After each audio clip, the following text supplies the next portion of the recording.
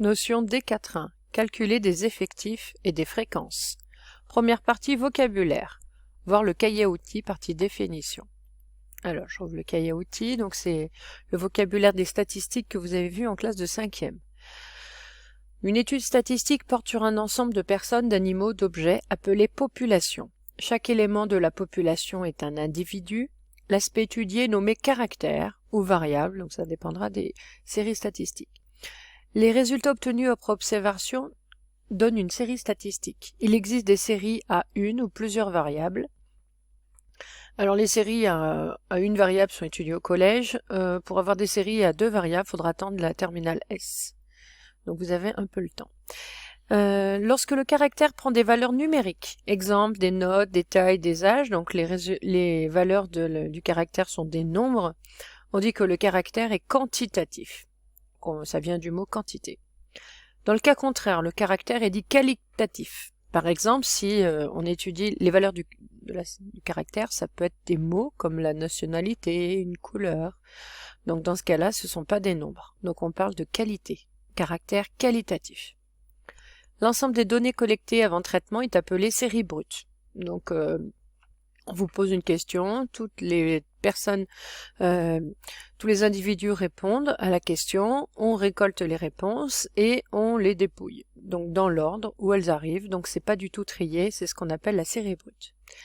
Les données sont ensuite regroupées, présentées dans un tableau de données, donc c'est plus facile pour pouvoir faire des calculs ou des représentations de la série, en tout cas interpréter ce que la série nous dit. Le nombre total d'individus de la population est appelé l'effectif total, et le nombre d'individus qui possèdent un même caractère est appelé l'effectif du caractère. Donc en 5e, donc on avait cet exemple-là, donc on a demandé aux 28 élèves d'une classe leur régime, à savoir est-ce qu'ils étaient demi-pensionnaires ou externes. La série brute des résultats de l'enquête est donc E pour externe, DP demi-pensionnaire, E, etc. Donc ça c'est la série brute qui est inexploitable en l'état. Au niveau du vocabulaire, la population du coup c'est l'ensemble des élèves d'une classe. On ne sait pas de quelle classe, dans quel collège, etc. ou lycée. Les individus sont chacun des élèves de cette classe. L'effectif total c'est 28 puisqu'il y a 28 élèves. Le caractère étudié ici qualitatif puisque les réponses données ne sont pas des mots, mais ici des lettres. DP pour demi-pensionnaire ou E pour externe. L'effectif du caractère, donc demi-pensionnaire, est 13. Donc ça, c'est quand on les a comptés. Si vous comptez les DP, il y en a 13. Et celui du caractère externe, c'est 15. Et 15 plus 13, ça fait bien 28. Donc le tableau où on regroupe les données. Donc ici, c'est un tableau avec le régime en haut et les effectifs dessous. Voilà, avec le total pour l'effectif total. Fréquence. Donc ça, c'est ce qu'on va reprendre dans la leçon. Donc c'est toujours des rappels de 5e. Donc pour la fréquence, il y a une formule qu'il faut apprendre par cœur. Donc pour la fréquence d'une valeur, on fait l'effectif de la valeur sur l'effectif total. Donc c'est un quotient. Et ce quotient, on va pouvoir l'écrire de différentes manières. Donc il peut être écrit sous forme décimale, donc exact si la division se termine, approché, si la division se termine pas, on est obligé d'arrondir, fractionnaire, donc on garde la fraction, simplifié au maximum. Et lorsque le quotient est exprimé sous la forme d'une fraction de dénominateur 100, du coup on parle de fréquence en pourcentage, puisqu'un pourcentage c'est une proportion avec un dénominateur égal à 100. Propriété. Donc il faut se rappeler, vous avez le droit de faire des calculs, vous avez le droit de faire des erreurs, mais il faut quand même qu'il y ait un sens et que si vous obtenez une valeur qui n'est pas possible, il faut pouvoir vous corriger. Une fréquence, c'est un nombre qui est compris entre 0 et 1. Donc une fréquence ne peut pas être négative et elle ne peut pas être plus grande que 1. Donc bien faire attention, si vous dans un exercice vous trouvez une fréquence de 2 ou de 2,3, ce n'est pas possible. Étant donné que dans la formule, c'est l'effectif sur l'effectif total il est forcément plus élevé que chacun des effectifs. Ensuite, quand on ajoute toutes les fréquences, la somme doit être égale à 1. Alors, c'est égal à 1 si toutes les fréquences sont données sous forme exacte. Si à un moment donné, vous avez été obligé d'arrondir, il est possible que la somme des fréquences ne soit pas pile égale à 1. Donc ça dépend de chaque exercice. Exemple. Donc dans une classe de 30 élèves, il y a 12 filles.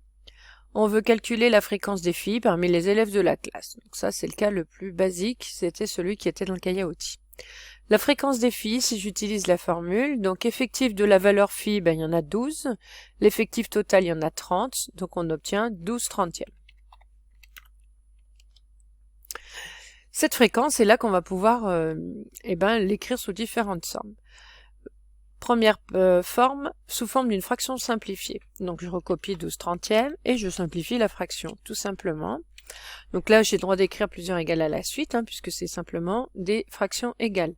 Donc 12 et 30 sont tous les deux dans la table de 6. Voilà. Petit fois 5, c'est mieux. Ensuite, on simplifie par 6. En haut et en bas, voilà. Et du coup, on obtient la fraction 2 cinquièmes. Donc ça, c'est la fraction simplifiée. La fréquence sous forme d'une fraction simplifiée. Sous la forme d'un nombre décimal, c'est quand j'effectue la division. Alors, je peux effectuer 12 divisé par 30, ce qui se fait pas forcément de tête. Ici, je vais utiliser la fraction simplifiée, parce que ça sera plus facile. Pour diviser un nombre par 5, on prend le double, pour se ramener à une division par 10. Divisé par 10, je sais faire. On décale la virgule d'un rang à gauche, on obtient 0,4.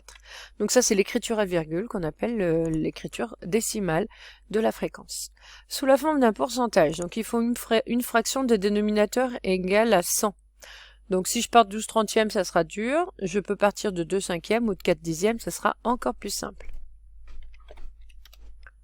Voilà. Pour obtenir un dénominateur égal à 100, je multiplie par 10 en haut et en bas.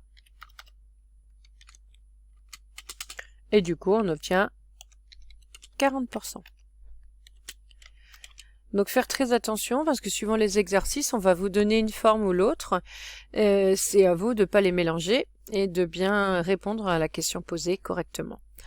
Donc là, il y a une partie calculatoire. Donc c'est pas à vous de choisir la forme de la fréquence. Souvent, elle est demandée dans l'exercice.